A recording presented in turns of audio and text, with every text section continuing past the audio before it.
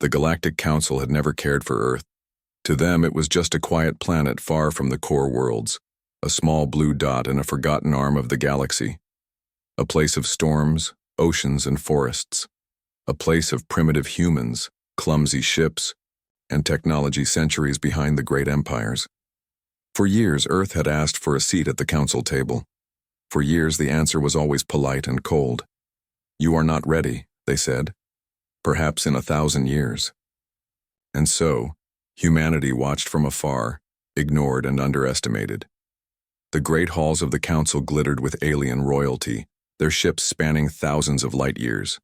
They laughed when Earth sent representatives. The humans wore simple suits, their eyes bright with hope. The laughter echoed through the halls for years. No one believed these fragile creatures could survive beyond their cradle world. But while the galaxy ignored Earth, humans worked. They explored, they built, they learned in silence. And deep in secret shipyards, they prepared. No one noticed. No, one cared. Then came the swarm. It came like a plague from the dark between galaxies, a tide of black metal and teeth, endless ships with no mercy or reason. The swarm did not negotiate. It did not stop. Planet after planet fell. Empires that had stood for 1,000 years were crushed in days. Refugees fled by the billions. The galaxy screamed, and the council's halls trembled for the first time in centuries. Meetings turned into desperate arguments. Armies were gathered, fleets deployed. But against the swarm, nothing worked. The Keln Empire fell. The proud Vriat. Fleets burned. The council was cornered. Their last strongholds were under siege, their fleets shattered. Entire systems went dark, one after another. The galaxy was dying and no one could stop it. In their fear, the council called for allies, and a name was whispered in the chamber, almost in shame. Earth. Some laughed bitterly. Others scoffed. What can Earth do? They have no fleets, no power. They are children. Another spat, but desperation leaves no pride. Messages were sent, pleading for help from the forgotten blue world. Days passed. No answer came. The swarm grew closer. Hope turned to despair. The council prepared for its final meeting, convinced the end had come, and then the stars changed. It began with shadows. At first, the alien sentries thought it was an error in their scanners, a strange distortion in the void. But then, one by one, colossal ships appeared. Not alien ships, not council ships, human ships. They came in silence, black and sharp, bristling with weapons unlike anything seen before. They moved with purpose like wolves entering a battlefield of sheep. Thousands of them, tens of thousands. The humans had come. The first strike was so fast the swarm didn't react.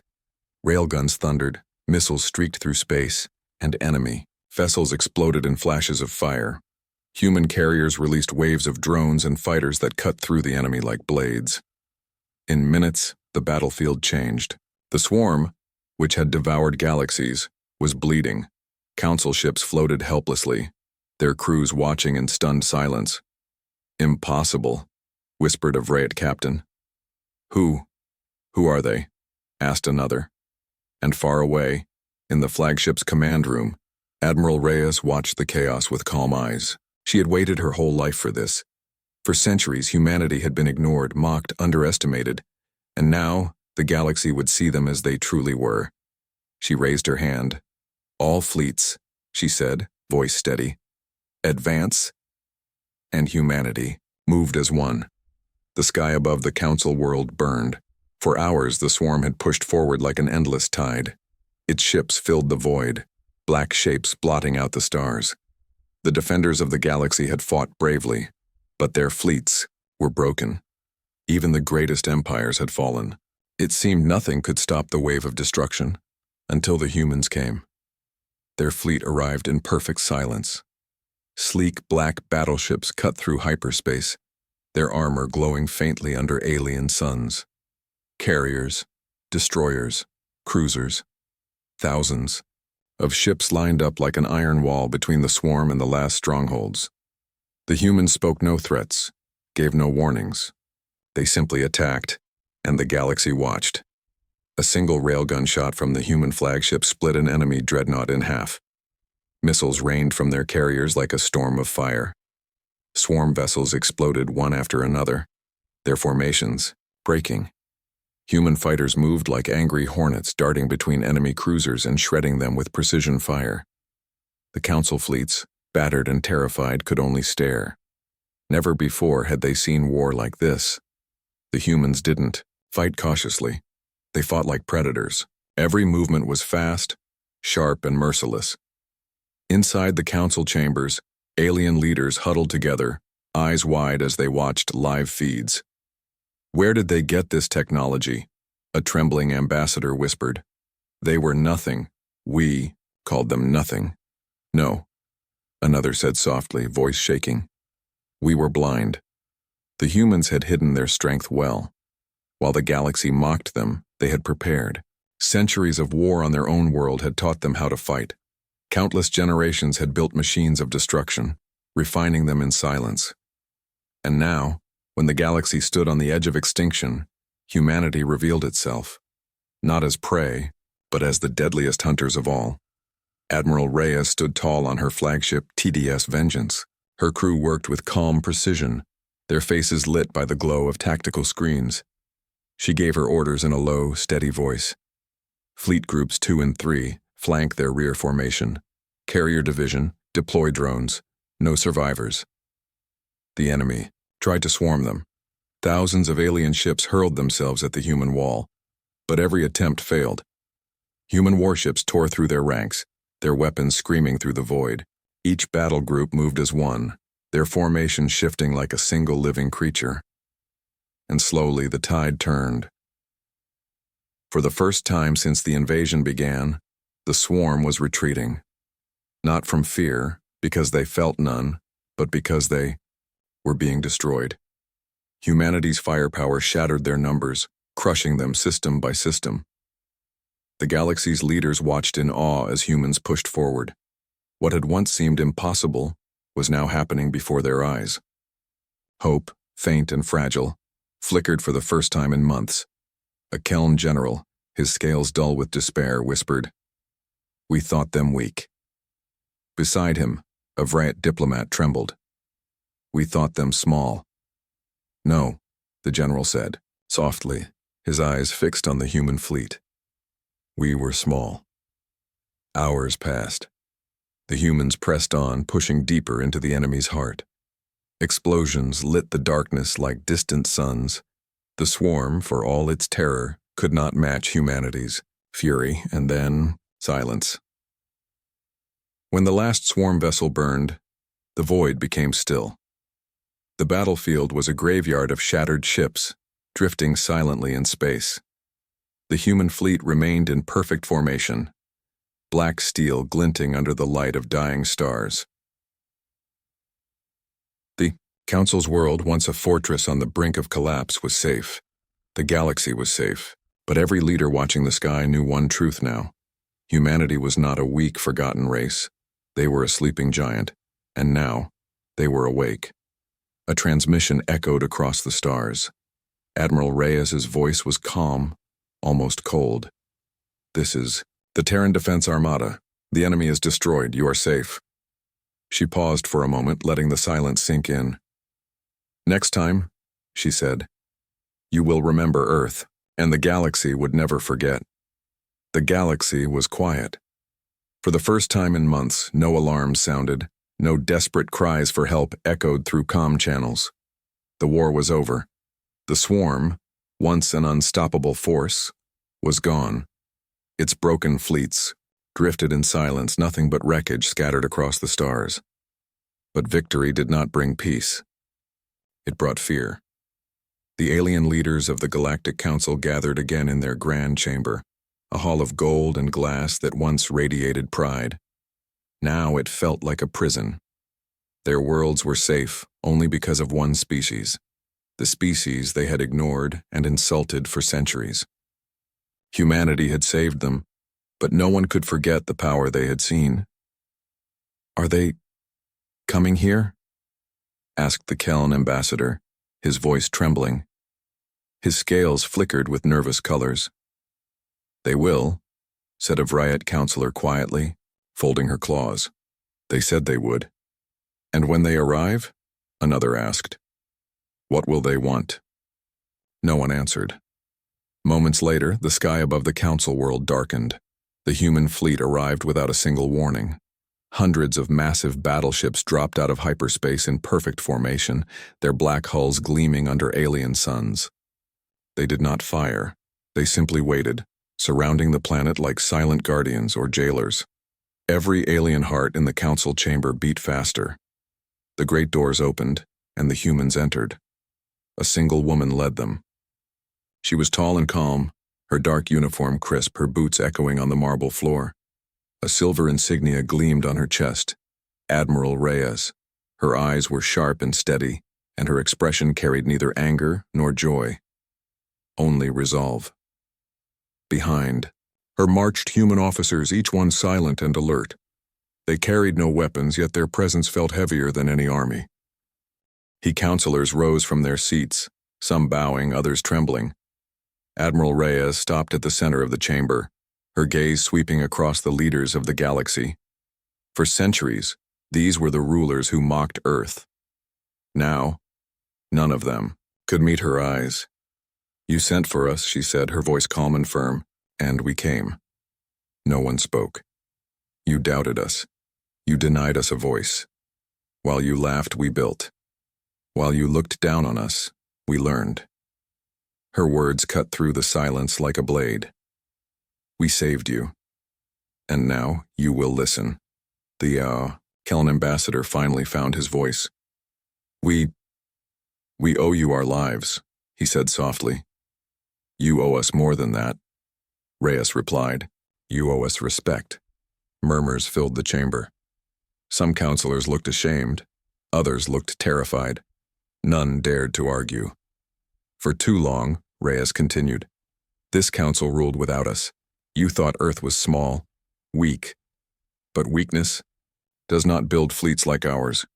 Weakness does not fight wars like ours. We are not here to conquer. We are not here to enslave. But know this: humanity will never be ignored again." The room fell silent. The alien leaders bowed their heads, some trembling with shame, others with awe. At last the Vriat counselor spoke. "Admiral, you have earned your seat at this table. Earth shall have a place in the council." Reyes stepped forward, placing her hands on the ancient table of the galaxy's rulers. "We do not ask for a place," she said softly. "We take it." A ripple of shock passed through the chamber, but no one protested. Not one dared.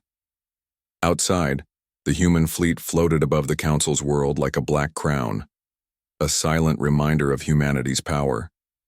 Across every star system, broadcasts of this moment spread. Billions watched as Earth's representatives stood over the galaxy's leaders, calm and unshaken. The message was clear: humanity was no longer a forgotten race. They were the shield of the galaxy, they were its new power, and the galaxy, for all its pride and history, bowed its head. The galaxy had been saved, but peace was uneasy. Every star system now knew the name of Earth.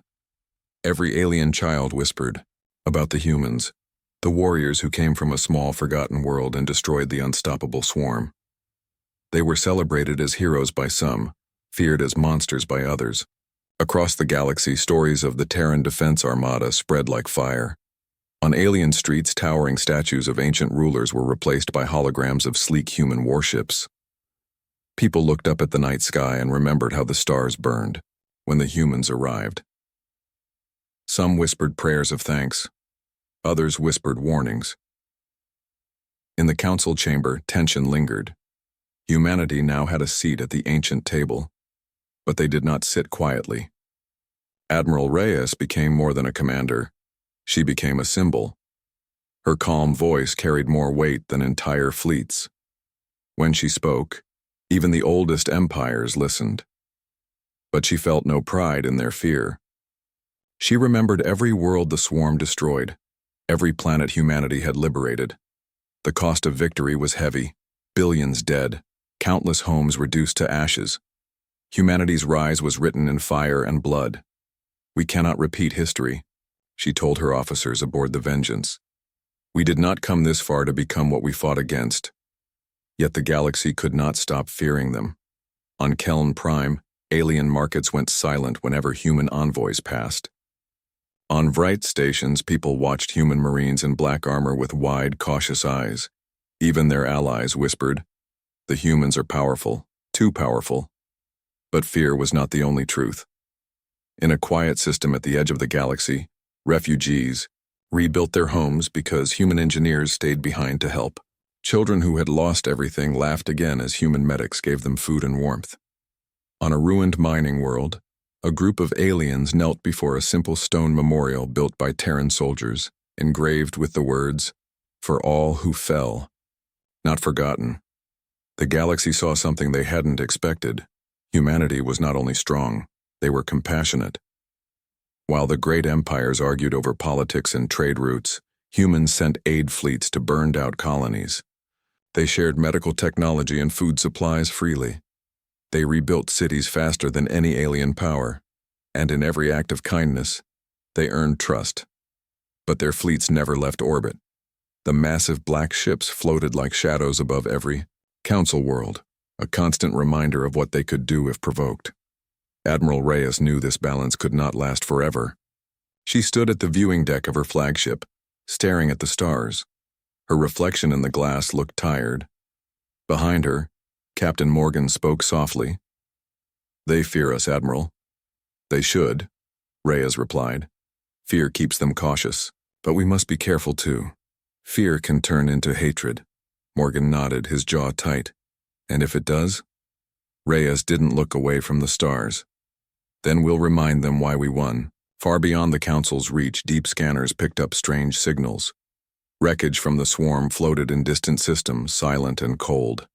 But some of it wasn't dead. Pieces of alien code whispered in the darkness. Unknown transmissions flickered like ghosts in the void. Humanity had won the war, but whispers of another threat stirred in the shadows. And this time, the galaxy would not laugh at Earth. When the Council gathered again, Admiral Reyes stood tall, her eyes steady. "We are united now," she said, her voice carrying across the chamber. "Not under fear, not under pride, under survival. The swarm was not the last enemy. It was only the first. The future will come for us all. And when it does..." She paused, letting her words settle like a weight. "Humanity will be ready." The galaxy fell silent. For the first time in its long history, every leader felt a spark of something rare. Hope. But behind that hope, in every heart, there was also fear. Because now, everyone knew. If humanity could defeat the swarm, there was nothing they could not do. The stars felt different now.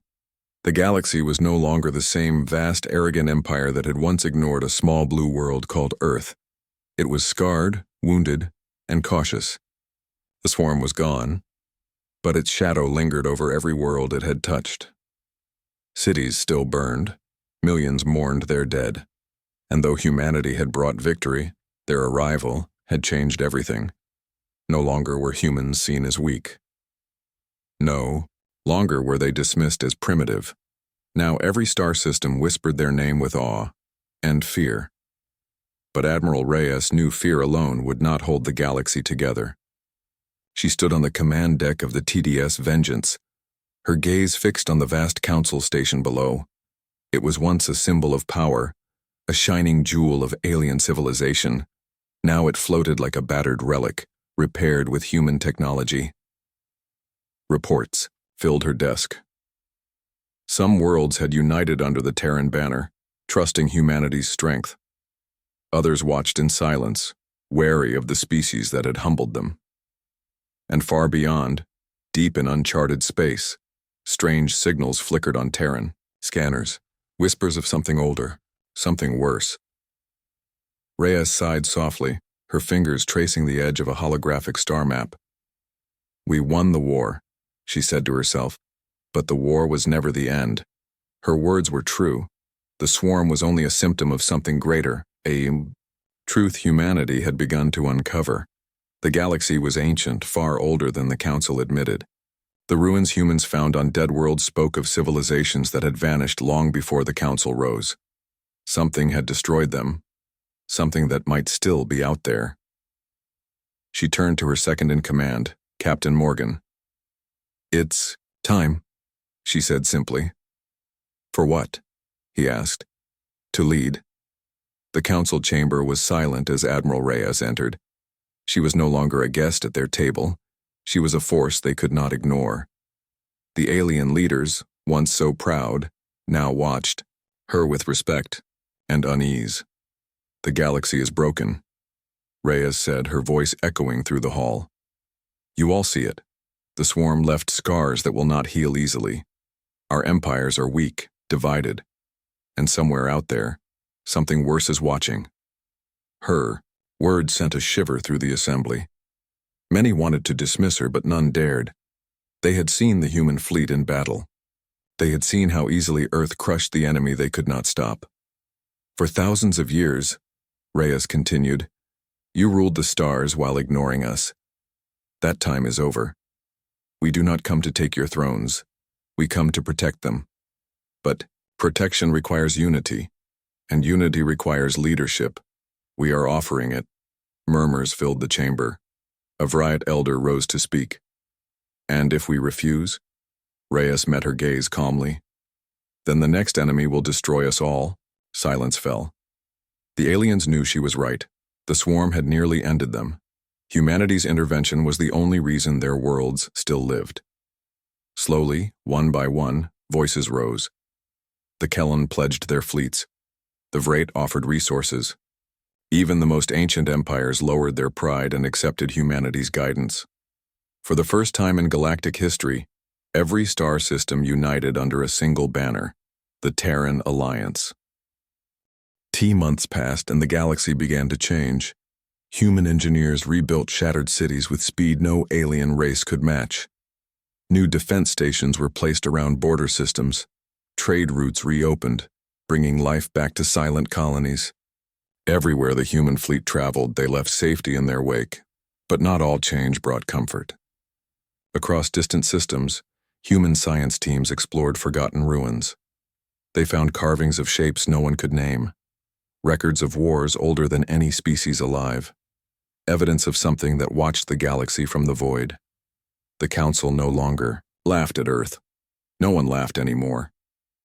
In a dark observation deck aboard the Vengeance, Reyes watched a distant star flicker unnaturally. Her jaw tightened. "It's starting," she whispered. Morgan stood beside her. "Another war?" Reyes turned to him, her eyes calm but cold. "No, the real one. Far beyond the reach of any fleet, something ancient stirred, and this time the galaxy would follow humanity, not because they wanted to, but because they had no choice. The stars had never felt so cold. Humanity's victory over the swarm had made them legends, but legends did not bring comfort.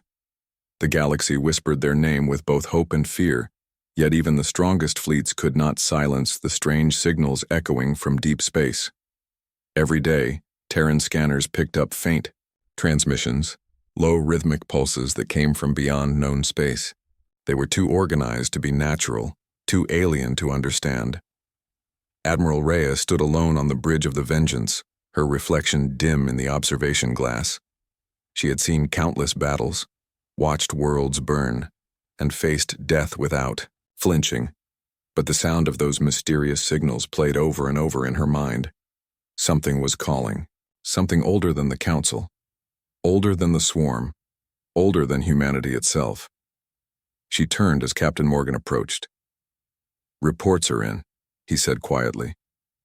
Another listening post vanished on the edge of Sector 12. No distress signals. Just gone. Reyes's eyes narrowed. "The same sector as the transmissions?" He nodded grimly. "Yes, Admiral. Whatever's out there, it's moving closer." Across the galaxy, strange phenomena began to spread. Stars dimmed without reason. Entire moons cracked apart as if something massive had passed by. On one remote colony, Miners found an ancient structure buried under the planet's crust, miles of black stone corridors glowing faintly, with symbols that no language system could translate. A week later, the colony went dark. The council grew, restless. Panic brewed in secret meetings. They had thought humanity's rise meant safety, but now they watched their saviors grow silent and grim. The Terran Alliance didn't share all its findings. Some truths were too dangerous to spread, and so rumors spread instead. They say the swarm was only running from something worse, whispered a Keln merchant. They say the humans already know what it is, hissed a Right Guard in reply. But no one dared speak too loudly. Admiral Reyes addressed the council weeks later, her voice sharp and steady. We have evidence of a hostile presence beyond the galaxy's edge, something large enough to consume entire systems without detection. We don't know its name. We don't know its intent. But we do know this. It's coming. Some leaders scoffed. Others trembled. A Zell diplomat spoke with a trembling voice. And what do you propose, Admiral? Another war? Reyes leaned forward, her eyes cold but unshaken. War is coming whether we choose it or not. We survived the swarm because humanity was ready. But this enemy, this one won't give us time. We have to act now. And so, humanity began to prepare again. The great shipyards of Mars and Titan glowed day and night, building warships larger than anything the galaxy had ever seen. Massive carriers, planetary defense stations, and fleets of autonomous drones took shape in record time. The old empires sent their engineers to learn from Terran factories. Alien scientists studied alongside human commanders, breaking centuries of mistrust. For the first time in galactic history, every species united, not because of trust or friendship, but because of fear. And at the center of this alliance stood humanity, their fleet unmatched, their resolve unbroken. But even as the galaxy prepared, the signals grew louder. They were no longer faint pulses, they were songs, strange, deep melodies that echoed through space. Some who listened too long claimed they could hear whispers, voices speaking in languages older than stars. On the edge of explored space, human scouts vanished without a trace. Entire sectors went silent. And then, one day, a Terran recon ship transmitted a single image before disappearing. A colossal shape, miles long, drifting through the void. Black, jagged, alive. Its surface was covered in glowing runes, its size dwarfing even the largest human battleship. And in the silence of that transmission there was a sound, a low, rumbling voice that seemed to shake the soul. They are awake, Reyes whispered when she saw the image. Morgan stood beside her, his face pale. What are they? Reyes's hand curled into a fist. The reason the swarm ran. The galaxy had thought the swarm was the greatest terror in existence. But now, as humanity prepared for a war beyond imagination, one truth became clear. The real enemy had not yet arrived, and when it did, only humanity stood ready to face it. The first battle began in silence, on the edge of the galaxy, where stars grew thin and darkness ruled. A Terran scout fleet drifted in formation. 30 ships, sleek and deadly, floated near a dying star, their sensors sweeping the void. They had been sent to investigate the massive shape seen weeks before, the thing that had haunted every broadcast, every whispered conversation. The void was quiet. Too quiet. Sector is clear, a young officer said over comms, his voice shaking despite his words. Admiral Reyes stood on the command deck of the Vengeance, far away but watching every transmission. Something about this silence was wrong. And then the shadows moved. At first it looked like a trick of the scanners, a flicker of static, a distortion in the void. But one by one the stars behind the scout fleet disappeared, swallowed by something vast, something alive. The first alien ship appeared like a nightmare made of metal and bone. It was enormous, its jagged surface glowing with ancient runes, its sheer size dwarfing even the largest human carriers. It moved with an unnatural slowness, as if gravity itself bent around it. Then another appeared, and another. Dozens. Hundreds. The galaxy's new enemy had arrived. Contact, multiple contacts, a Terran pilot screamed over comms. They're all around us. The fleet opened fire. Railguns roared, missiles streaked through space, and lasers lit the darkness. Explosions flared like tiny suns, but nothing touched the alien ships. The enemy didn't dodge, they didn't need to. The weapons simply vanished, swallowed by shimmering energy shields unlike anything seen before. And then, the aliens answered. Bright beams of white energy tore through space, cutting Terran ships in half as if they were paper. Drones were obliterated in seconds. The scout fleet's formation broke as ships exploded one after another, their screams filling the comm channels. From the safety of the Vengeance, Reyes watched the feed, her jaw tight. She could see her people dying, brave men and women who had volunteered to face the unknown, and now they were being erased. Pull them out, she ordered coldly. Ma'am, hyperspace drives are failing, a technician cried. Something's jamming the exit points. Then fight to the last, Reyes said softly, her voice heavy. The battle was chaos. Human frigates swarmed forward, their weapons blazing, but the enemy moved with terrifying precision. They were not like the swarm, wild and savage. These creatures fought with purpose, with intelligence. Their ships glided like predators, their weapons tearing through steel and shielding with ease. A Terran battleship, the Iron Resolve, rammed one of the alien ships in a desperate last stand. The explosion lit up the void, a dying sun that burned for only a second. But when the fire faded, the alien ship remained, untouched. It was like fighting a god. The scout fleet was gone in minutes. Out of 30 ships, only 3 managed to escape through hyperspace before the jamming fields closed completely. The rest were gone, drifting wrecks or vaporized debris. When the survivors returned to Terran space, the message they carried was worse than anyone feared. The enemy was real. The enemy was unstoppable, and it was coming. In the council chamber, the leaders of the galaxy trembled as they watched the battle footage. The once proud rulers of empires sat in silence, their faces pale, their claws, tentacles, and hands shaking. "This," whispered the Keln ambassador, "this is not war. This is extermination." Admiral Reyes stood before them, her uniform marked with the insignia of 1,000 victories, yet her expression was grim. "We have seen what's coming," she said, "and I will not lie to you. This enemy is stronger than anything we have faced. If we fight divided, we will fall. If we hesitate, we will be erased." She looked around the room, her voice sharp as steel. "But humanity does not run. We do not kneel. And we do not lose." The chamber was silent. For the first time in history, every leader stared at humanity's representative not with fear or mockery, but with desperate hope. Outside, the Terran fleet prepared. Massive shipyards worked without rest.